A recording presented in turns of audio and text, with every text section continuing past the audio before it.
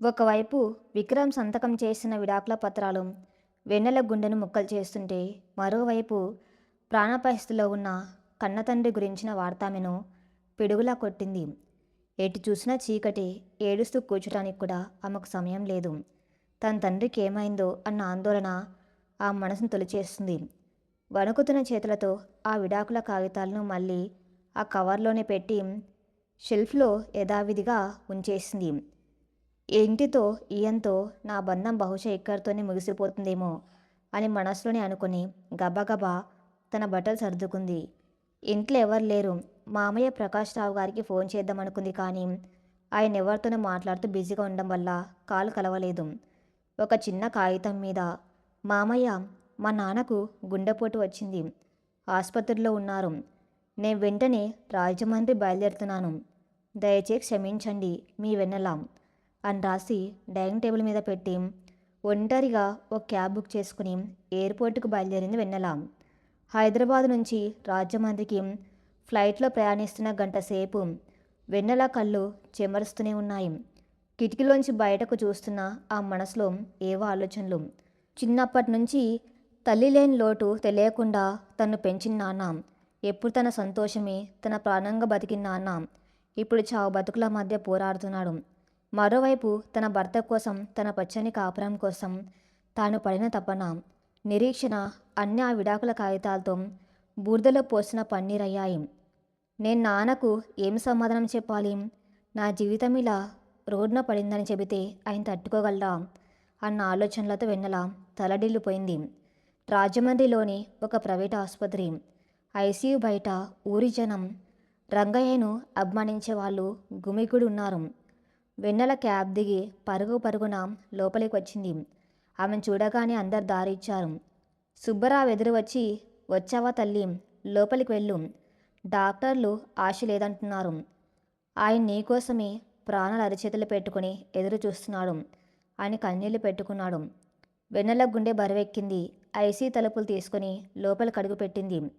మానిటర్లో beep beep అని శబ్దాలు వస్తున్నాయి. ఆక్సిజన్ మాస్క్తో ఎన్నో పైపులతో బెడ్ మీద అచేతనంగా పడి ఉన్న రంగయ్య. ఆయన్ని అలా చూసేసరికి వెన్నెల గుండె పగిలిపోయింది. నాన్న అంటూ వెళ్ళి ఆయన చేతులు పట్టుకుని బోర్న విలపించింది. కూతురు గొంతు వినగానే రంగయ్య మెల్లగా కళ్ళు తెరిచాడు. తన కోసం వచ్చిన వెన్నెల్ని చూసి ఆయన కళ్ళల్లో ఒక చిన్న వెలుగు, పెదాల మీద సన్న నవ్వు కనిపించాయి. ఆక్సిజన్ మాస్క్ పక్కకు తీయమని సైగ చేశాడు. వెన్నెల వణుకుతున్న చేతులతో దాన్ని కొద్దిగా పక్కకు చెరిపింది. ఏడవకు తల్లి, నా టైం అయిపోయింది అని ఎంతో నీరసంగా అన్నారు రంగయ్య. అలా అనకు నాన్న, నీకేం కాదు, నేను నిన్ను హైదరాబాద్ తీసుకెళ్ళి పెద్ద డాక్టర్లకి చూపిస్తాను, నువ్వు నాతోనే ఉంటావు అంటూ వెక్కి వెక్కి ఏడ్చింది వెన్నెల. రంగయ్య ఆమె తల్లి ముడుతూ, నాకు తెలుసమ్మా నా పరిస్థితి, కానీ నా ప్రాణం పోయే ముందు ఒకే ఒక్క విషయం తెలుసుకోవాలని ఉంది, నువ్వు సంతోషంగా ఉన్నావా తల్లి? అల్లుడుగా నిన్ను బాగా చూసుకున్నారా? నా కూతురి జీవితం పచ్చగా ఉందని ప్రశాంతతో నేను కళ్ళు ముయ్యాలి అని అడిగాడు. ఆ క్షణం వెన్నెల గొంతులో పచ్చి వెలక్కాయ పడ్డట్టయింది. కట్టుకున్న వాడే విడాకులు ఇద్దామనుకున్నానని చెబితే ఆ క్షణమే తన తండ్రి ప్రాణాలు పోతాయి. తన బాధను దిగమింకొని తన నాన్న చివరి క్షణాల్లో ఆయనకు ప్రశాంతతనివ్వాలని నిశ్చయించుకుంది. కన్నీళ్లను తుడుచుకొని బలవంతంగా పెదవులపై నవ్వు తెచ్చుకుని, నేను చాలా అదృష్టవంతురాలు నాన్న, ఆయన నన్ను అపురూపంగా చూసుకున్నారు, ఒక మహారాణిలా చూసుకున్నారు, నన్ను ఒంటరిగా పంపటం ఇష్టం లేక ఆయన కూడా రావాలనుకున్నారు, కానీ ఆఫీస్లో ముఖ్యమైన పని ఉండి రాలేకపోయారు, మామయ్య ఆయన వెంటనే ఉన్నారు నాన్న, నువ్వు నా గురించి ఏం భయపడకు అని పెద్ద అబద్ధమాడింది వెన్నెల. ఆ మాటలు విన్న రంగయ్య ముఖంలో అనంతమైన ప్రశాంతత కనిపించింది. చాలు తల్లి, ఇక నాకు ఏ బెంగా లేదు, అల్లుడి గారికి నా ఆశీర్వాదాలు చెప్పమ్మా అంటూ ఆ తండ్రి చేతులు మెల్లగా కిందకు జారిపోయాయి. మానిటర్లో గీత స్ట్రైట్గా మారిపోయి బీప్ మని ఒకే శబ్దం వస్తుంది. నాన్న, నాన్న, కళ్ళు తెరువు నాన్న, నన్ను వదిలేసి వెళ్ళిపోకు నాన్న అంటూ వెన్నెల తన తండ్రి మృతదేహం మీద పడి గుండెలు బాదుకుని రోధించిన తీరు చూసి అక్కడ ఉన్న డాక్టర్లు, నర్సుల కళ్ళు కూడా చెమర్చాయి. తన ఏకైక అండ, తన సర్వస్వమైన తండ్రి ఇక లేడు అన్న నిజం వెన్నెలను మానసికంగా కోలుకోలేని దెబ్బ కొట్టింది. సరిగ్గా అదే సమయంలో ఢిల్లీలో ఒక పెద్ద మీటింగ్లో ఉన్నాడు విక్రమ్. ప్రాజెక్ట్ డీల్ ఫైనల్ అవుతున్నా అతని మనసు ఎందుకో నిలకడగా లేదు.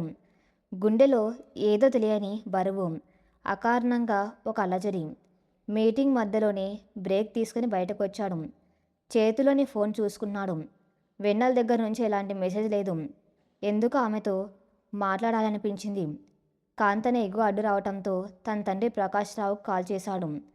ఫోన్ లిఫ్ట్ చేసిన ప్రకాష్ రావు గొంతు వణుకుతుంది. ఆయన వెక్కి వెక్కి ఏడుస్తున్నాడు. నాన్న, ఏమైంది? ఎందుకు ఏడుస్తున్నారు? కంగారుగా అడిగాడు విక్రమ్. విక్రమ్, నా స్నేహితుడు వెన్నెల నాన్న రంగయ్యక లేర్రా. వాడికి హార్ట్అటాక్ వచ్చి ఆసుపత్రిలో కన్నుమూశాడు. పాపం, వెన్నెల ఒంటరిగా ఆసుపత్రికి పరిగెత్తింది. నేను నీ తల్లి ఇప్పుడే ఫ్లైట్లో రాజమండ్రి బయలుదేరుతున్నాము. ఆ పిల్ల అక్కడ ఒంటరిగా ఎంత నరకం అనుభవిస్తుందో అని ఏడుస్తూ ఫోన్ పెట్టేశాడు ప్రకాష్ రావు. విక్రమ్ చేతిలోంచి ఫోన్ కింద పడబోయింది. ఒక్కసారిగా అతని గుండె ఆగినంత పనైంది. రంగయ్య మరణ వార్త అతని షాకు గురిచేసింది. తన ప్రాణాలు కాపాడిన ఒక మంచి మనిషిక లేడు. కానీ అంతకంటే ఎక్కువగా అతన్ని బాధిస్తున్న విషయం వెన్నెల. పాపం వెన్నెల. తన నానంటే ఆ పిచ్చిదానికి ఎంత ప్రాణమో నాకు తెలుసు. అలాంటిది నాన్న చనిపోతే అది ఎంత అల్లాడిపోతుందో. ఆ కష్ట సమయంలో ఒక భర్తగా నేను తన పక్కన ఉండాల్సింది. కానీ నేను ఇక్కడ ఉన్నాను. అప్పుడే విక్రమ్కు ఇంకో విషయం గుర్తొచ్చింది. తాను అప్పుడెప్పుడో కోపంలో ఉన్నప్పుడు లాయర్తో తయారు చేయించిన విడాకుల కాగితాలు తన స్టడీ రూమ్ సెల్ఫ్లోనే ఉండిపోయాయి. ఒకవేళ వెన్నెల ఒంటరిగా ఉన్నప్పుడు ఆ కాగితాలు చూసి ఉంటే, ఒక పక్క కన్నతండ్రి మరణం, మరో పక్క ఆ విడాకుల కాగితాలు, ఆమె గుండె ఆగిపోదా? ఈ ఆలోచన రాగానే విక్రమ్ వణికిపోయాడు. ఆ పేపర్స్ ఎప్పుడు చింపేయాల్సింది, కానీ మర్చిపోయాడు. వెంటనే తన సెక్రటరీని పిలిచి మీటింగ్స్ అన్నీ క్యాన్సిల్ చేసి రాజమండ్రికి నెక్స్ట్ ఫ్లైట్ బుక్ చేయమని చెప్పి ఎయిర్పోర్టుకు పరుగులు తీశాడు. రామవరప్పాడు గ్రామంలో విషాద ఛాయలు అలుముకున్నాయి. సర్పంచ్గా ఆ ఊరికి ఎంతో సేవ చేసిన రంగయ్య మృతదేహాన్ని ఇంటికి తీసుకురాగానే ఊరంతా కన్నీరు మున్నీరుగా విలపించింది. ఇంటి ఆవరణలో రంగయ్య పాడే పక్కనే జుట్టు విరబోసుకుని కళ్ళల్లో నీళ్లు ఇంకిపోయిన స్థితిలో ఒక శిల్లా కూర్చుని ఉంది వెన్నెల. ఆమె ఏడవటం లేదు, కానీ ఆమె చూపుల్లో అనంతమైన శూన్యం ఉంది. ప్రకాష్ రావు దంపతులు అక్కడికి చేరుకున్నారు. ప్రకాష్ రావు పరిగెత్తుకుంటూ వెళ్ళి తన స్నేహితుని మృతదేహం మీద పడి బోర్న ఏడ్చాడు. ఆ తర్వాత వెన్నెల దగ్గరకు వచ్చి ఆమెను పట్టుకుని ఓదార్చే ప్రయత్నం చేశాడు. తల్లి, ధైర్యంగా ఉండమ్మా, నీ మామయ్య ఉన్నాడు, నేనున్నాను తల్లి అంటూ కన్నీళ్లు పెట్టుకున్నాడు. సుజాత కూడా అక్కడే ఉన్న ఆమె చూపులన్నీ ఆ పల్లెటూరు ఇల్లు, అక్కడి జనం, మురికి వాతావరణం మీదే ఉన్నాయి. ముక్కు మీద చేతిమాలు పెట్టుకొని ఒక పక్కగా నిలబడింది. సాయంత్రం 4 గంటల సమయం. ఒక ట్యాక్సీ వేగంగా వచ్చి రంగయ్య ఇంటి ముందు ఆగింది. లోపల నుంచి విక్రమ్ హడావిడిగా దిగాడు. అతని ముఖంలో తీవ్రమైన ఆందోళన ఉంది. సూట్ కేస్ పక్కన పడేసి జనాన్ని దాటుకుంటూ నేరుగా లోపలికి వచ్చాడు. రంగయ్య పార్థివ దేహానికి దండం పెట్టుకున్నాడు. ఆ తర్వాత అతని చూపులు వెన్నెలను వెతికాయి.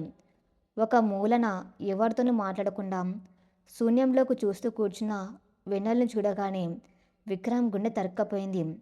తను మొదటిసారి ఈ ఊరికి వచ్చినప్పుడు ఎంత కలకల్లాడుతూ ఉందో ఇప్పుడు అంత కళావిహీనంగా మారిపోయింది. విక్రమ్ నెమ్మదిగా వెన్నెల దగ్గరికి వెళ్ళాడు. ఆమె భుజం మీద చేయి వేసి వెన్నెల అని పిలిచాడు. విక్రమ్ స్పర్శ తగలగానే వెన్నెల ఒకసారిగా ఉలిక్కిపడింది. ఆ స్పర్శలో ఒకప్పుడు తాను ప్రేమను వెతుక్కుంది. కానీ ఇప్పుడు ఆ స్పర్శ వెనక ఉన్న మోసం, ఆ విడాకుల కాగితాలామ గుర్తొచ్చాయి.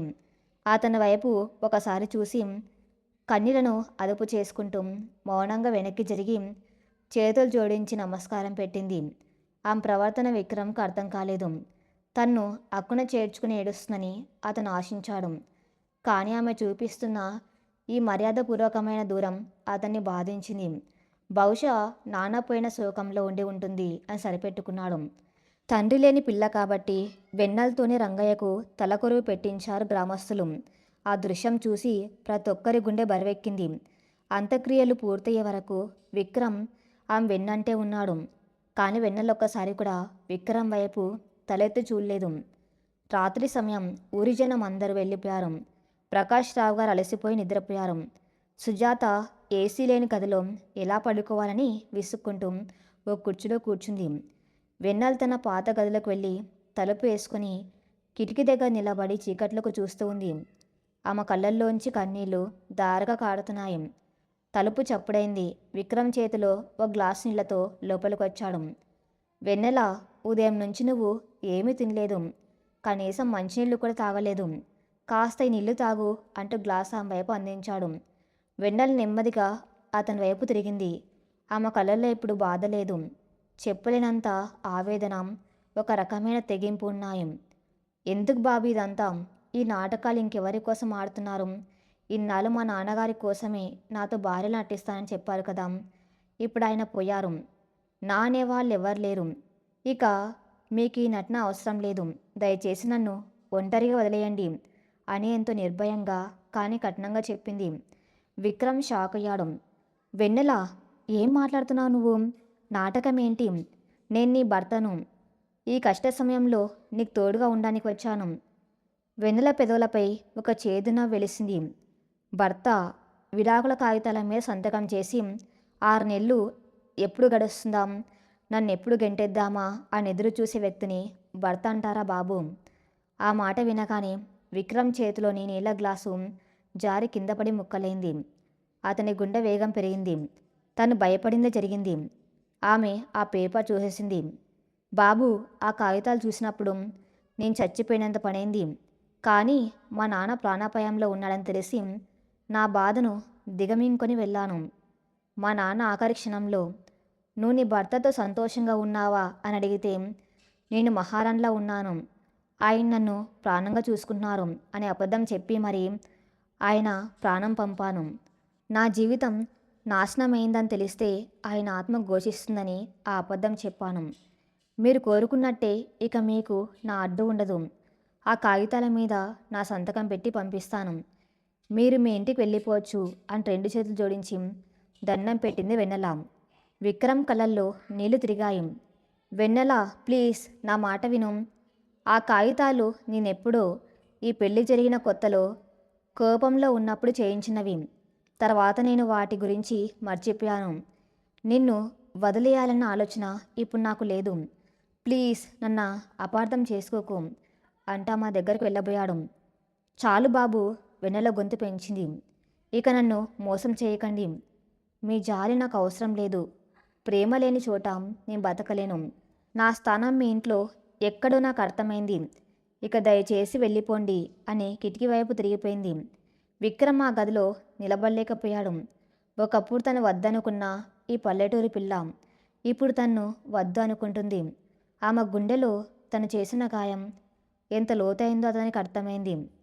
తాను చేసిన తప్పుకు ప్రాయశ్చిత్తం ఎలా చేసుకోవాలో, తన ప్రేమను ఆమెకు ఎలా తెలియజేయాలో అర్థం కాక విక్రమ్ అక్కడి నుంచి మౌనంగా బయటకు వచ్చాడు. ఉదయం తెల్లవారింది. రామవరప్పాడు గ్రామంలోని రంగయ్య ఇంటి ఆవరణం ఇంకా నిశ్శబ్దంగానే ఉంది.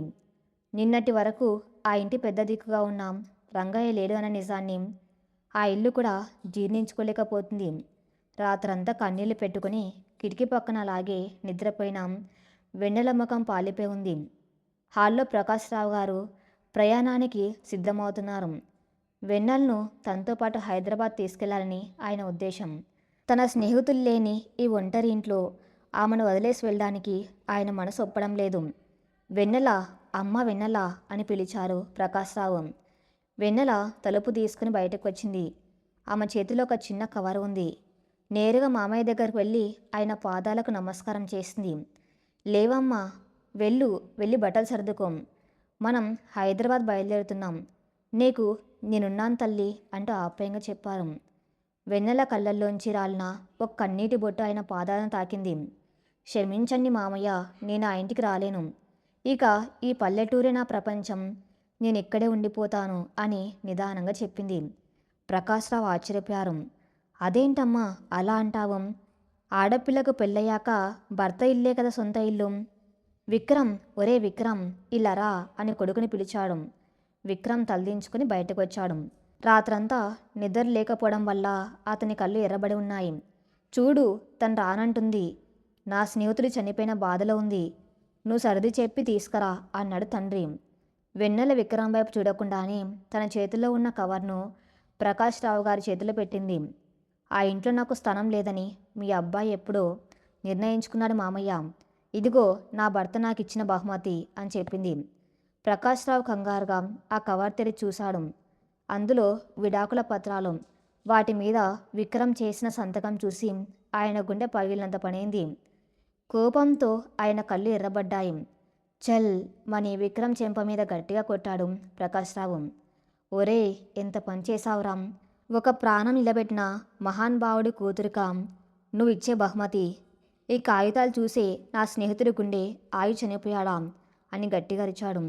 లేదు మామయ్య, ఆయనకు నేను ఈ విషయం చెప్పలేదు. ఆయన నేను సంతోషంగా ఉన్నాను అని భ్రమలోనే ప్రాణాలు వదిలారు అని వెక్కి వెక్కి ఏడ్చింది వెన్నెల. సుజాత లోపల నుంచి వచ్చి, ఏమండి, ఎందుకు వాడి మీద అరుస్తారు? వాడికి ఇష్టం లేని పెళ్ళి మీరు బలవంతంగా చేశారు. వాడిప్పుడు తన నిర్ణయం తీసుకున్నాడు. ఈ పల్లెటూరి పిల్లతో జీవితాంతం వాడెలా వేగుతాడు అని కొడుకును వెనుకేసుకొచ్చింది. నువ్వు నోరుమీ సుజాత అని గర్జించాడు ప్రకాష్ రావు. విక్రమ్ 2 చేతులతో తల పట్టుకుని, నాన్న ప్లీజ్ నన్ను క్షమించండి. నేను ఆ కాగితాలు పెళ్లి జరిగిన కొత్తలో కోపంలో చేయించాను. కానీ వెన్నెలంటే నాకిప్పుడు ఇష్టం నాన్న. నేను ఆమె లేకుండా ఉండలేను. ఈ కాగితాలు చెల్లవు. నేను వెన్నెలను వదులుకోను అంటూ ఆ విడాకుల పత్రాలను తీసుకుని అక్కడే ముక్కలు ముక్కలుగా చించి గాల్లోకి విసిరేశాడు విక్రమ్. బాబు, వెన్నెల గొంతులో అంతులేని కోపం. కాగితాలు చించేస్తే మనసులో ఉన్న గాయాలు మాడిపోతాయా? మీరెంత నటిస్తున్నారో నాకు తెలుసు. మా నాన్నగారు పోయే చివరి క్షణం వరకు నా గురించి ఏడ్చారు. నా కోసం బతికారు. ఆయనకిచ్చిన మాట కోసం నేను ఇన్ని రోజులు ఆ ఇంట్లో ఒక మూలన పడి ఉన్నాను. ఇప్పుడు నా నాన్న లేడు. నేనెవరి కోసమో భరించవలసిన అవసరం లేదు. దయచేసి మీరు వెళ్ళిపోండి. నేను ఆ కాగితాల మీద సంతకం చేసి పంపిస్తాను. మామయ్య, మీకు దండం పెడతాను, నన్ను వదిలేయండి అంటూ లోపలికి వెళ్ళి తలుపు వేసుకుంది వెన్నెల. ప్రకాష్ రావు కన్నీళ్ళు తుడుచుకుంటూ, పదరా, ఏ మొహం పెట్టుకుని దాన్ని రమ్మని అడుగుతాం? నువ్వు చేసిన పనికి దాని గుండె ముక్కలేంది. ఇది ఇప్పుడు రాదు అంటూ భారమైన అడుగులతో కారెక్కాడు. విక్రమ్ తప్పనిసరి పరిస్థితుల్లో కారెక్కాడు. కానీ అతని మనసంతా ఆ పల్లెటూరులోని ఆ గదిలోనే ఏడుస్తున్న వెన్నెల దగ్గరే ఉండిపోయింది. హైదరాబాదులోని ఆ పెద్ద బంగ్లా ఇప్పుడు విక్రమ్కు ఒక శ్మశానంలా అనిపిస్తుంది. వెన్నెల లేని ఆ ఇల్లు కలతప్పింది. ఉదయాన్నే వినపడే పూజ గంటల చప్పుడు లేదు. కిచెన్ నుంచి వచ్చే ఫిల్టర్ కాఫీ సువాసన లేదు. తన ఆఫీస్ నుంచి రాగానే తన కోసం తలుపు తీస్తే ఎదురొచ్చే ఆ పల్లెటూరి నవ్వు లేదు. 3 రోజులు గడిచాయి. విక్రమ్ ఆఫీస్కి వెళ్ళటం మానేశాడు. తన గదిలోనే ఉంటూ బాల్కాన్లో వర్షంలో వెన్నెల తడిసిన క్షణాలను, ఆమె వండిన పల్లెటూరి వంటలను, తన అవసరాలను ఆ మౌనంగా తీర్చిన విధానాన్ని గుర్తు చేసుకుని కుమిలిపోతున్నాడు. తన కోసం తన అహంకారం ఎంత గుడ్డివో అతనికిప్పుడు అర్థమైంది. తన కోపం, తన అహంకారం ఎంత గుడ్డివో అతనికిప్పుడు అర్థమైంది. వెన్నెల రూపం, వెన్నెల స్పర్శ అతన్ని పిచ్చోడిని చేస్తున్నాయి. అదే సమయంలో సుజాత సంజన్ను ఇంటికి పిలిపించింది. చూడు సంజన, ఆ పీడ ఎలాగో వదిలిపోయింది. వాడేదో టెంపరీగా బాధపడుతున్నాడు. ఒక 10 రోజులు పోతే సెట్ అయిపోతాడు. ఆ తర్వాత మీ ఇద్దరికి పెళ్లి చేసే బాధ్యత నాది అని చెబుతుంది. సరిగ్గా అప్పుడే మెట్లు దిగుతూ ఆ మాటలు విన్నాడు విక్రమ్. అతని కళ్ళల్లో రౌద్రం కట్టలు తెంచుకుంది. మామ్, స్టాప్ ఇట్ అని గట్టిగా అరుస్తూ కిందికి వచ్చాడు. వెన్నెల నా భార్య, నా ప్రాణం. నా తప్పు వల్ల తను నాకు దూరంగా ఉంది. అంతేకాని మా బంధం తెగిపోలేదు. ఆమె స్థానంలోకి ఈ ఇంట్లో కాదు కదా, నా జీవితంలో కూడా ఇంకెవ్వరు రాలేరు. నేను నా భార్యను వెనక్కి తెచ్చుకుంటాను. అప్పటి వరకు ఇంట్లో ఈ పెళ్లి మాట ఎత్తద్దు అని కరాఖండిగా చెప్పి తన కార్ కీస్ తీసుకుని బయటకు వెళ్ళిపోయాడు. సంజన, సుజాత షాక్ అయ్యి అలాగే ఉండిపోయారు. ప్రకాష్ రావు గారి ముఖంలో మాత్రం ఆనందం వెల్లివిరిసింది. నా కొడుకు మనిషిగా మారాడు. ఇక వాడి ప్రేమను వాడే గెలుచుకుంటాడు అని మనసులోని దీవించారు. రామవరప్పాడు గ్రామం 10 రోజులు గడిచాయి. వెన్నెల మెల్లగా తన తండ్రి మరణం నుంచి కోలుకొని వాస్తవంలోకి వస్తుంది. తండ్రి ఉన్నప్పుడు వ్యవసాయ పనులు చేసుకుని సుబ్బారావు మామయ్య సహాయంతో తనే స్వయంగా పొలం పనులు చూసుకోవాలని నిర్ణయించుకుంది. ఇంట్లో ఊరికే కూర్చుంటే ఆలోచనలు తన్ను తినేస్తాయని, పొలంలో పనిచేస్తే మనసుకు ప్రశాంతత దొరుకుతుందని ఆమె నమ్మకం. ఒకరోజు మధ్యాహ్నం ఎండ చుర్రుమంటుంది. వెన్నెల తలకు ఒక టవల్ చుట్టుకొని చీరను పైకి దోపి పొలంలో కూలీలతో కలిసి కలుపు తీస్తుంది. అప్పుడే ఊరు రోడ్డు మీద నుంచి ఒక ఆర్టీసీ బస్సు వచ్చి ఆగింది. అందులోంచి ఒక వ్యక్తి కిందకు దిగాడు. అతను విక్రమ్. కానీ అతను సూట్లో లేడు. ఖరీదైన కారులో రాలేదు. చేతికి రోలెక్స్ వాచ్ లేదు. సాధారణమైన ఒక కాటన్ షర్టు ప్యాంటు వేసుకొని చేతిలో ఒక చిన్న ట్రావెలింగ్ బ్యాగ్తో ఉన్నాడు. సిటీలో పెరిగిన ఆ సీఈఓ మురికి పట్టిన పల్లెటూరు మట్టి రోడ్డు మీద నడుచుకుంటూ వెన్నెల పొలం దగ్గరకు వచ్చాడు. పొలంలో పనిచేస్తున్న వెన్నెల గట్టు మీద నిలబడిన విక్రమ్ను చూసి ఆశ్చర్యపోయింది. కళ్ళు తుడుచుకొని మళ్ళీ చూసింది. అవును, ఆయనే. వెన్నెల చేతిలో పని ఆపేసి గట్టు మీదకు వచ్చింది. మీరేంటి ఇక్కడ? అది ఈ వేషంలో అని కోపంగా ఆశ్చర్యంగా అడిగింది. విక్రమ్ బ్యాగ్ కింద పెట్టి నేరుగా ఆమె కళ్ళలోకి చూస్తూ, నా భార్య ఎక్కడ ఉంటే నా ఇల్లు అక్కడే వెన్నెలా. నువ్వు ఆ ఇంటికి రానన్నావు కాబట్టి నేనే నీ దగ్గరకు వచ్చేసాను. ఇక నుంచి నేను ఈ ఊర్లోనే నీతో పాటు ఉంటాను అని ఎంతో నిబ్బరంగా చెప్పాడు. వెన్నెల వ్యంగ్యంగా నవ్వింది. చూడండి బాబు, ఇది మీ జూబ్లీ హిల్స్ బంగ్లా కాదు, పల్లెటూరు. ఇక్కడ ఏసీలు ఉండవు, దోమలు కుడతాయి, మట్టిలో బతకాలి. మీ నాటకాలు ఇక్కడ సాగవు. దయచేసి తిరిగి వెళ్ళిపోండి అని అంది. నేను నాటకం ఆడడం లేదు వెన్నెల. నా తప్పు నేను తెలుసుకున్నాను. నీ ప్రేమను, నీ విలువను గుర్తించలేని అహంకారం నేను. నన్ను క్షమించమని నేను అడగను. ఎందుకంటే నేను చేసిన తప్పుకు క్షమాపణ లేదు. కానీ ప్రాయశ్చిత్తం చేసుకునే అవకాశం మాత్రం నాకు ఉంది. నువ్వు నన్ను మళ్ళీ నీ భర్త అలంకరించే వరకు నేను ఈ ఊరు విడిచి వెళ్ళేదే లేదు. ఇది నా మాట అని గట్టిగా చెప్పాడు విక్రమ్. వెన్నెల ఏం మాట్లాడకుండా విసుగ్గా తిరిగి పొలంలోకి వెళ్ళిపోయి పని చూసుకోవడం మొదలుపెట్టింది. విక్రమ్ ఆ ఎండలోనే గట్టు మీద ఒక చెట్టు కింద సాయంత్రం వరకు అలా ఆమె వంక చూస్తూనే కూర్చున్నాడు. సాయంత్రం చీకటి పడుతుంది. వెన్నెల ఇంటికి చేరుకుంది. ఆమె వెంటే విక్రమ్ కూడా వచ్చాడు. వెన్నెల ఇంట్లోకి వెళ్ళి లోపల గడియ పెట్టుకుంది. విక్రమ్ బయట అరుగు మీద కూర్చున్నాడు. ఆ రాత్రికి అతను ఏమీ తినలేదు. ఆరు బయట అరుగు మీద దోమల మధ్య కునికిపాట్లు పడుతూనే రాత్రంతా గడిపాడు. ఉదయం తలుపు తీసిన వెన్నెల అరుగు మీద ముడుచుకొని పడుకున్న విక్రమ్ను చూసి ఒక్క క్షణం చలించిపోయింది. అతని ముఖమంతా దోమలు కుట్టిన దద్దుర్లు ఉన్నాయి. కానీ వెంటనే మనసును కఠినం చేసుకుని అతన్ని పట్టించుకోకుండా తన పనిలో తాను పడిపోయింది. అలా వారం రోజులు గడిచాయి. విక్రమ్ పట్టుదల ముందు పల్లెటూరి వాతావరణం కూడా ఓడిపోయింది. అతను రోజు రోజుకు ఆ ఊరికి అలవాటు పడుతున్నాడు. వెన్నెల వాకిలి ఊడిస్తే అతన్ని వెళ్ళి పెంట కుప్పలు ఎత్తిపారేస్తున్నాడు. ఆమె పొలానికి వెళ్తే అతను ఆమె వెంటే వెళ్ళి గట్టు మీద కూర్చుంటున్నాడు. ఊరి వాళ్ళంతా విక్రమ్ను చూసి ఆశ్చర్యపోతున్నారు. కోట్ల ఆస్తి ఉన్న సీఈఓ భార్య కోసం ఇలా రోడ్డున పడ్డాడేంటి అని గుసగుసలాడుకుంటున్నారు. ఒకరోజు ఊర్లో పంపులు చెడిపోయి నీరు రావటం ఆగిపోయింది. సర్పంచ్ లేకపోవడంతో ఆ ఊరికి ఎవరు రిపేర్ చేయడానికి రావడం లేదు. విక్రమ్ స్వయంగా రంగంలోకి దిగాడు. తనకున్న ఇంజనీరింగ్ నాలెడ్జ్తో ఊరి యువకులను కలుపుకొని ఆ మోటార్ పంపును రిపేర్ చేసి ఊరికి నీరు వచ్చేలా చేశాడు. ఆ రోజు ఊరి జనమంతా విక్రమ్ను మెచ్చుకున్నారు. అచ్చమ్మన రంగయ్య బాబులాగే ఊరికి సహాయం చేశాడు, మంచి అల్లుడు దొరికాడు అని ముసలివాళ్ళు దీవించారు. వెన్నెల ఇదంతా దూరం నుంచి చూస్తూనే ఉంది. ఆ మనసులో ఒక మూల అతని మీద గౌరవం పెరుగుతుంది. కానీ తన్ను మోసం చేశాడన్న పాత గాయం మాత్రం ఆమెను దగ్గర కానియటం లేదు. 2 రోజులు ఎడతెరిపి లేకుండా కురిసిన వర్షాలకు ఆ ఊరి వాతావరణం పూర్తిగా చల్లబడిపోయింది. ఆ రోజు రాత్రి బయట అరుగు మీద పడుకున్న విక్రమ్కు విపరీతమైన చలిజ్వరం మొదలైంది. ఉదయం తలుపు తీసిన వెన్నెలకు విక్రమ్ అరుగు మీద అపస్మారక స్థితిలో వణికిపోతూ కనిపించాడు. ఆమె గుండొక్కసారిగా కలుక్కుమంది. అహంకారం, కోపం అన్నీ పక్కకు పోయాయి. పరుగున వెళ్ళి విక్రమ్ తల మీద చేయి వేసి చూసింది. కాలిపోతున్న పెనంలా ఉంది అతని ఒళ్ళు. బాబూ, ఏమైంది? బాబూ, కళ్ళు తెరవండి అంటూ కంగారుగా అరిచింది వెన్నెల. పొరిగింటి సుబ్బారావు సహాయంతో విక్రమ్ను లోపలికి తీసుకొచ్చి మంచం మీద పడుకోబెట్టింది. డాక్టర్ని పిలిపించింది.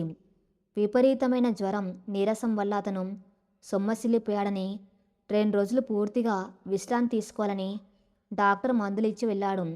ఆ రోజంతా వెన్నెల విక్రమ్ పక్కనే కూర్చుని చల్లటి నీళ్ళలో గుడ్డ తడిపి అతని నుదుటి మీద వేస్తూ ఉపచారాలు చేసింది. జ్వరపు మత్తులో విక్రమ్ కలవరిస్తున్నాడు.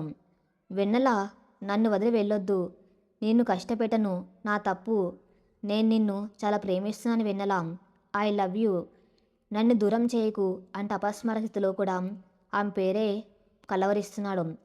అబద్ధాలు చెప్పేవాడు మెలకువలు చెబుతాడు, కానీ ఇలా జ్వరపు మత్తులో ఎవరు అబద్ధాలు చెప్పలేరు. ఆ క్షణం వెన్నెలకు అర్థమైంది విక్రమ్ మనసులో తన పట్ల ఉన్న ప్రేమ నిజమైందని, అతని పశ్చాత్తాపం స్వచ్ఛమైందని.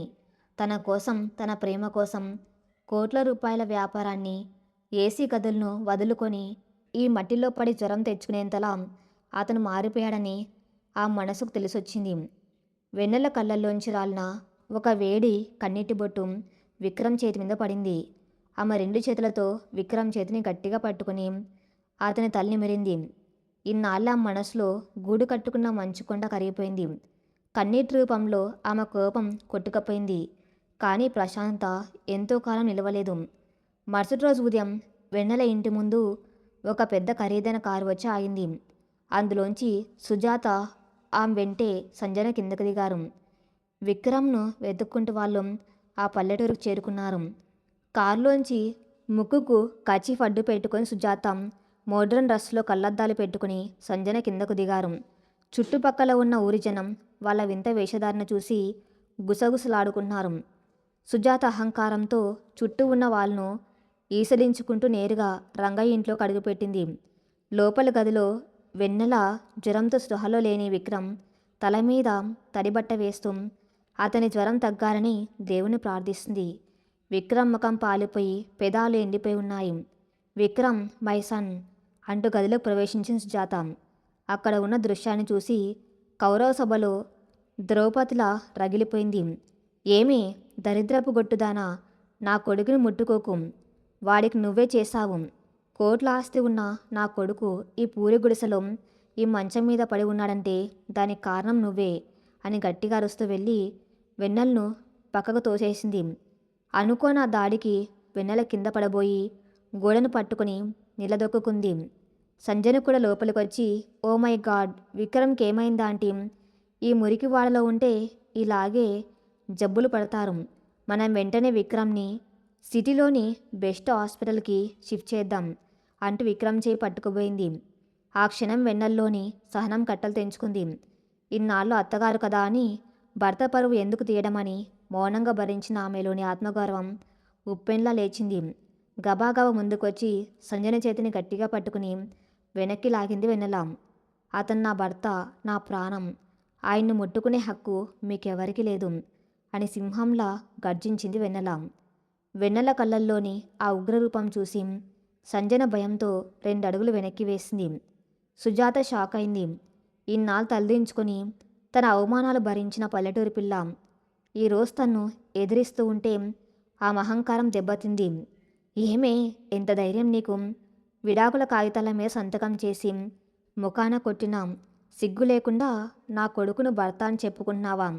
వాడు నీతో కాపురం చేయలేకనే నిన్ను వదిలించుకోవాలని ఆ పేపర్స్ రెడీ చేశాడు. నా కొడుకు లైఫ్లోకి ఇప్పుడు సంజన్ రాబోతుంది. వాళ్ళిద్దరికి నేను పెళ్లి చేస్తాను. మర్యాదగా వాణ్ణి మాకు అప్పగించు అని అరిచిన సుజాత. చాలు మేడం గారు. వెన్నెల గొంతు మరింత పెరిగింది. ఇది మీ జూబ్లీహిల్స్ బంగ్లా కాదు, నా ఇల్లు, నా నాన్న కట్టిన ఇల్లు. ఇక్కడ మీ బెదిరింపులు, మీ డబ్బు నాటకాలు సాగవు. నా భర్త నన్ను మోసం చేశారని తెలిసి ఆయనంటే ఇష్టం లేక నేనే ఆయన్ని వెళ్ళిపోమ్మన్నాను. కానీ ఆయన తన తప్పు తెలుసుకుని తన కోట్ల ఆస్తిని, ఏసీ గదులను వదిలి నా కోసం ఈ మట్టిలో పడి జ్వరం తెచ్చుకున్నారు. ఆయన నా ప్రేమను గెలుచుకోవడానికి వచ్చారు. ఆయనకు నా మీద ప్రేమ ఉన్నంత వరకు ఆయన్ని ఇక్కడి నుంచి కదిలించే హక్కు మీకెవ్వరికీ లేదు. దయచేసి మీరు బయటకు వెళ్ళండి అని కరాఖండిగా చెప్పేసింది. సుజాత ఆవేశంతో రగిలిపోతూ వెన్నెల మీద చేయి ఎత్తబోయింది. కానీ ఆమె చేయి గాల్లోనే ఆగిపోయింది. సుజాత చేయిని గట్టిగా పట్టుకుంది వెన్నెల కాదు, జ్వరంతో మంచం మీద ఉన్న విక్రమ్. బయట జరుగుతున్న గొడవకు విక్రమ్కి మెలకు వచ్చింది. జ్వరం వల్ల ఒంట్లో సత్తువ లేకపోయినా తన భార్యను తన తల్లి అవమానించడం చూసి అతనిలో అంతులేని కోపం కట్టలు తెంచుకుంది. మామ్, స్టాప్ ఇట్ అని గట్టిగా అరిచాడు విక్రమ్. వెన్నెల కంగారుగా వెళ్ళి అతనికి ఆసరా నిలబడి పట్టుకుని నిలబెట్టింది. విక్రమ్ ఆ భుజం మీద చేయి వేసి తన తల్లి వైపు, సంజన వైపు నిప్పులు చెరిగే కళ్ళతో చూశాడు. విక్రమ్, చూసావా దీని పొగరు?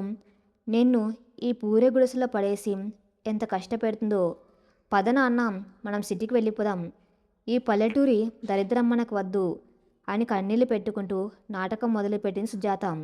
విక్రమ్ ఆమె మాటలను మధ్యలోనే అడ్డుకున్నాడు. హేమ, హేమీలు ఐఏఎస్ ఆఫీసర్లు వస్తేనే తలుపు తీసేం ఆ జూబ్లీహిల్స్ బంగ్లా కంటే ప్రేమ ఉంటే ఎవరినైనా లోపలికి రానిచ్చే ఈ పూరె గుడిసే 1000 రెట్లు గొప్పది మామ్. నా భార్య నన్ను కష్టపెట్టడం లేదు, నా కష్టాన్ని పంచుకుంటుంది. నా ప్రాణం పోతుంటే రాత్రింబవళ్ళు నిద్ర లేకుండా నాకు సేవ చేస్తుంది. నా భార్య నా ప్రపంచం అని స్పష్టంగా చెప్పాడు. అనంతరం సంజన వైపు తిరిగి, సంజన, నువ్వు నా కంపెనీకి కేవలం బిజినెస్ పార్ట్నర్ మాత్రమే. నా పర్సనల్ లైఫ్లోకి ఎంటర్ అయ్యే రైట్ నీకు లేదు. నాకంటూ ఒక భార్య ఉంది, ఆమె పేరు వెన్నెల. ఈ ఒక్క విషయం మీ మైండ్లో ఫిక్స్ చేసుకొని ఇక్కడి నుంచి వెళ్ళిపోండి అని వార్నింగ్ ఇచ్చాడు. సుజాత అహంకారం దెబ్బతింది. ఒరేయ్, ఒక పల్లెటూరి పనికిమాలిన దానికోసం కన్నతల్లిని ఎదిరిస్తావా? నన్ను కాదని దీన్ని ఎంచుకుంటే నీకు నా ఆస్తిలో ఒక్క రూపాయి కూడా దక్కదు. ఆ కంపెనీ సీఈఓ పోస్ట్ నుంచి నిన్ను తీసేస్తాను, రోడ్న పడతావు అని బెదిరించింది. విక్రమ్ పెదవులపై ఒక చిన్న వెలిసింది. నాకు ఆస్తి అక్కర్లేదు మామ్. నా చదువు, నా టాలెంట్ నాతోనే ఉన్నాయి. నా భార్య, ఈ పల్లెటూరు నాకు అండగా ఉన్నాయి. ఈ పల్లెటూరి మట్టిలో నుంచే నా సామ్రాజ్యాన్ని నేను మళ్ళీ నిర్మించుకుంటాను. కానీ మీరు మాత్రం వెన్నెలను కోడలుగా గౌరవించినంతకాలం నేను మీకు కొడుకుని కాదు. గెట్ అవుట్ అని గట్టిగా చెప్పాడు. కొడుకు నోటి వెంట వచ్చిన ఆ మాటలకు సుజాత, సంజన ఇద్దరూ బిత్తరపోయారు. విక్రమ్ నిర్ణయం శిలాశాసనమని వాళ్ళకు అర్థమైంది. తీవ్రమైన అవమానంతో, కోపంతో రగిలిపోతూ ఆ ఇద్దరు కారెక్కుని అక్కడి నుంచి వెళ్ళిపోయారు. వాళ్ళు వెళ్ళగానే ఊరి జనమంతా విక్రమ్ ధైర్యానికి చప్పట్లు కొట్టారు. ఆ తర్వాత ఎవరి ఇళ్లకు వాళ్ళు వెళ్ళిపోయారు. గదిలో ఇప్పుడు విక్రమ్, వెన్నెల ఇద్దరే ఉన్నారు. వాతావరణం అంతా నిశ్శబ్దంగా ఉంది. విక్రమ్ జ్వయంతో, నీరసంతో మంచం మీద కూలబడ్డాడు. వెన్నెల నెమ్మదిగా వెళ్ళి అతని పక్కన కూర్చుంది. ఆమె కళ్ళల్లో ఇన్నాళ్ళు ఉన్న బాధ, కోపం అన్నీ మాయమైపోయి అనంతమైన ప్రేమ, ఆరాధన మాత్రమే కనిపిస్తున్నాయి. విక్రమ్ ఆమె 2 చేతులను తన చేతిలోకి తీసుకున్నాడు. అతని చేతులు ఇంకా వెచ్చగానే ఉన్నాయి. నన్ను క్షమించి వెన్నెల, అతని గొంతు వణికింది. నాకు ఆస్తి, స్టేటస్, డబ్బు అని మత్తు కళ్ళు మూసేలా చేసింది. నా ప్రాణాలు కాపాడిన మీ నాన్నగారు నేను అవమానించాను. నన్ను దేవుళ్ళ ఆరాధించిన నిన్ను పని మనిషిలా చూశాను. నా ఇగో నా కళ్ళు మూసేసింది. కాళ్ళు వర్షంలో ఆడుకున్నప్పుడు, నా గదిలో నా బట్టలు సర్దుతూ ఉన్నప్పుడు, నా కోసం నాన్నగారు ఇష్టపడే వంటలు చేస్తున్నప్పుడు నాకు తెలియకుండానే నాలో నీ మీద ప్రేమ మొదలైంది. కానీ దాన్ని ఒప్పుకునే ధైర్యం నా అహంకారం నాకు ఇవ్వలేదు. ఆ విడాకుల కాగితాలు నేనెప్పుడో చేసిన తప్పు. నిన్ను వదులుకునే ఆలోచన నాకేనాడు లేదు. నీ మీద ప్రేమతో పిచ్చోడిని అవుతున్నాను. నువ్వు లేకుండా నేను బతకలేను వెన్నెల. ప్లీజ్ నన్ను క్షమించి నీ వాడిగా అంకరించు అంటూ వెన్నెల ఒళ్ళు తలపెట్టి చిన్న పిల్లాల్లో ఏడ్చేశాడు విక్రమ్. వెన్నెల కళ్ళలోంచి ఆనంద బాష్పాలు రాలాయి. తన భర్త మనసు కరగాలని, ఆయనలో తన పట్ల ప్రేమ పుట్టాలని ఆమె ఇన్నాళ్ళుగా చేసిన తపస్సు ఫలించిన క్షణం అది. ఆమె చేతులు విక్రమ్ తలను ఆప్యాయంగా నిమిరాయి. బాబు, ఏడవకండి అంటూ అతని తల పైకెత్తి తన చీర కొంగుతో అతని కన్నీళ్లను తుడిచింది వెన్నెల. ఒక ఆడపిల్లకు తన భర్త ప్రేమని మించిన ఆస్తి ఈ లోకంలో మరొకటి లేదు. మీరెప్పుడైతే ఆ విడాకుల కాగితాలు చించివేశారో అప్పుడే నా మనసులోని గాయం సగం మాడిపోయింది.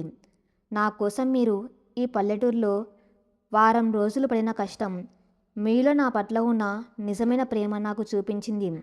ఇక మీకు నాకు మధ్య ఏ అహంకారం, ఏ కోపం లేదు. మీరెప్పటికీ నా వారే అని చెప్పి అతని గుండెల మీద వాలిపోయింది వెన్నెల. విక్రమ్ ఆమెను గట్టిగా హత్తుకున్నాడు. ఇన్నాళ్ళు వాళ్ళిద్దరి మధ్య ఉన్న మానసిక దూరం ఆ క్షణంలో శాశ్వతంగా చెరిగిపోయింది.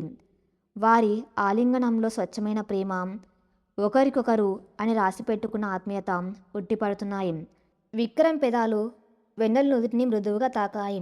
అదొక పవిత్రమైన ముద్దు. వెన్నెల సిగ్గుతో మురిసిపోతూ అతని కౌగిల్లో ఒదిగిపోయింది. ఆ తర్వాత 4 రోజుల పాటు విక్రమ్ ఆ ఇంట్లోనే ఉన్నాడు. వెన్నెల తన చేతి వంటలతో, తన ప్రేమతో విక్రమ్ జ్వరాన్ని పూర్తిగా తగ్గించింది.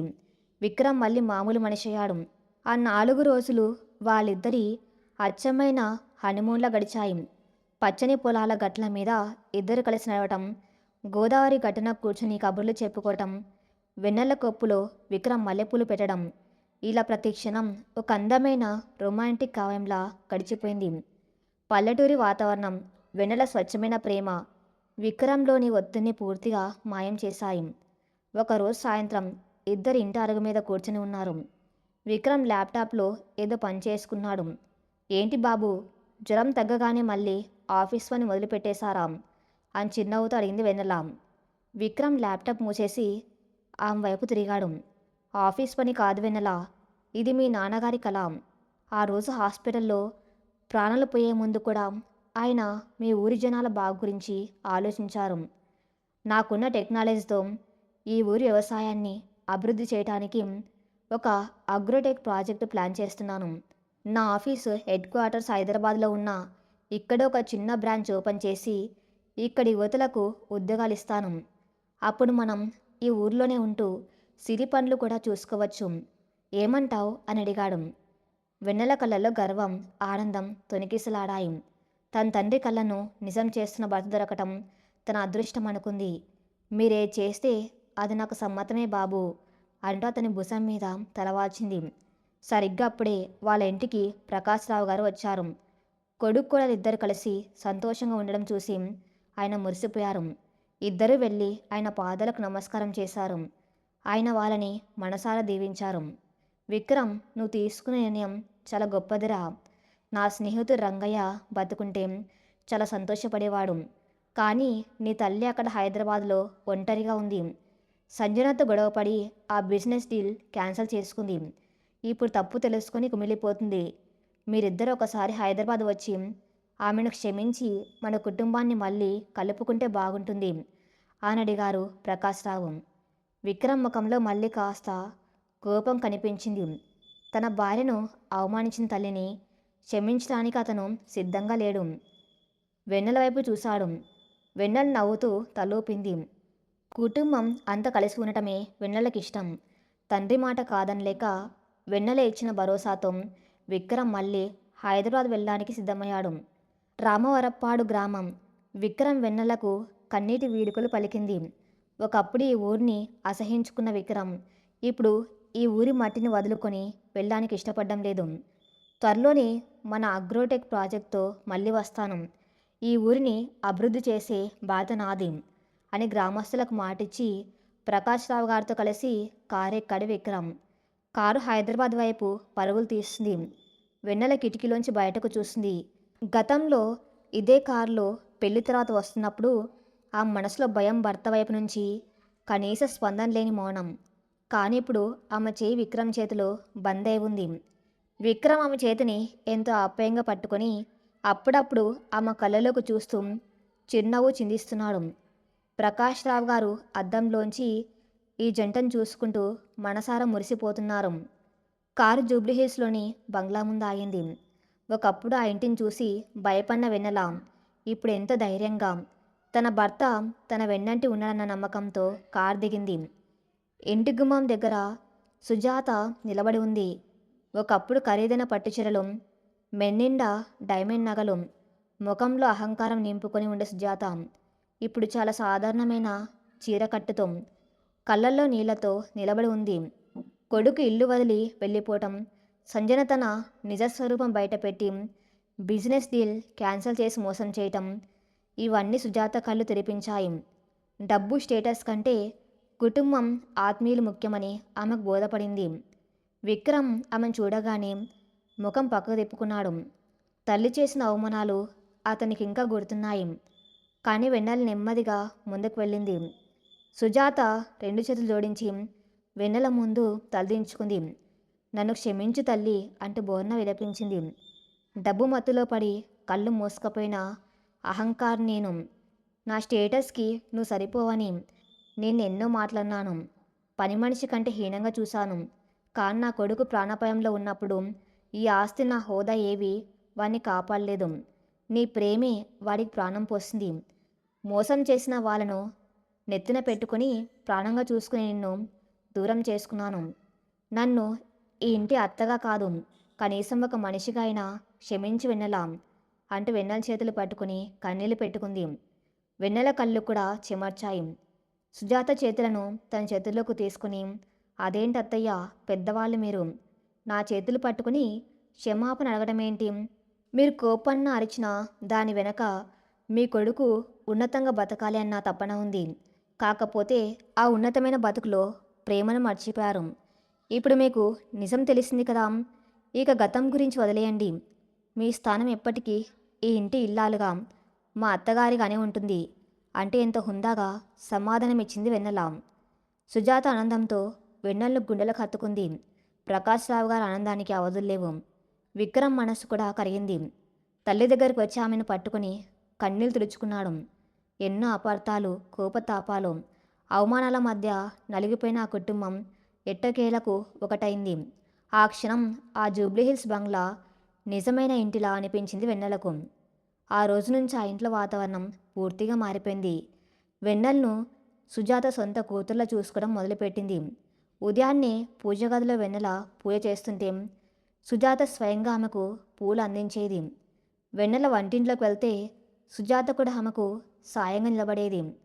నీ చేతితో చేసే ఆ పల్లెటూరి వంటల రుచి ఈ సిటీ ఫుడ్లో ఎక్కడుంది తల్లి అని మెచ్చుకుంటూ తినడం మొదలుపెట్టింది. విక్రమ్ ఆఫీస్కి వెళ్లే ముందు ప్రతిరోజు వెన్నెల చేతితో కాఫీ తాగందే బయటకు వెళ్ళేవాడే కాదు. ఒకప్పుడు తన భార్యను బయట వాళ్ళకు పరిచయం చేయడానికి సిగ్గుపడిన విక్రమ్ ఇప్పుడు తన ఫ్రెండ్స్, కొలీగ్స్ ఎవరొచ్చినా meet my wife, the boss of this house అని ఎంతో గర్వంగా పరిచయం చేస్తున్నాడు. వెన్నెల కూడా సిటీ వాతావరణానికి తగ్గట్టుగా తన పల్లెటూరి సంస్కారం చెడిపోకుండా పద్ధతిగా డ్రెస్ చేసుకోవటం, కొద్ది కొద్దిగా ఇంగ్లీష్ మాట్లాడడం నేర్చుకుంది. ఆమెలోని ఆత్మవిశ్వాసం ఆమె అందాన్ని మరింత పెంచింది. 4 నెలలు ఇట్టే గడిచిపోయాయి.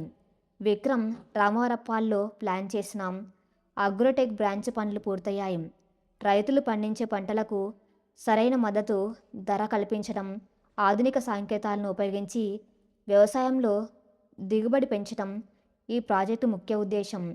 ఈ ప్రాజెక్టు కోసం విక్రమ్ రాత్రింబవళ్ళు కష్టపడ్డాడు. దీనికి వెన్నెల తండ్రి రంగయ్య గారి పేరును పెట్టారు. బ్రాంచ్ ప్రారంభోత్సవానికి కుటుంబమంతా రామవరప్పాడు వెళ్లారు. ఊరి జనమంతా పండగల ఆ కార్యక్రమానికి విచ్చేశారు. పెద్ద స్టేజ్ వేశారు. విక్రమ్ మైక్ పట్టుకుని మాట్లాడడం మొదలుపెట్టాడు. అందరికీ నమస్కారం. ఒకప్పుడు నేను ఈ ఊరిని, ఇక్కడి మనుషులను చాలా తక్కువ చేసి చూశాను. కానీ నా కళ్ళు తెరిపించింది ఈ ఊరే. నా ప్రాణం, నా భార్య వెన్నెలను నాకు ఇచ్చింది ఈ ఊరే. వెన్నెల నాన్నగారు రంగయ్య గారు ఎప్పుడూ ఒక మాట అనేవారు, పల్లెటూరు దేశానికి వెన్నెముక అని. ఆ వెన్నెముకను బలోపేతం చేయడానికే ఈ రంగయ్య అగ్రోటెక్ సంస్థను స్థాపిస్తున్నాను. ఈ సంస్థ ద్వారా ఈ ఊరు రైతులకు, యువతలకు నేను ఎప్పటికీ అండగా ఉంటాను.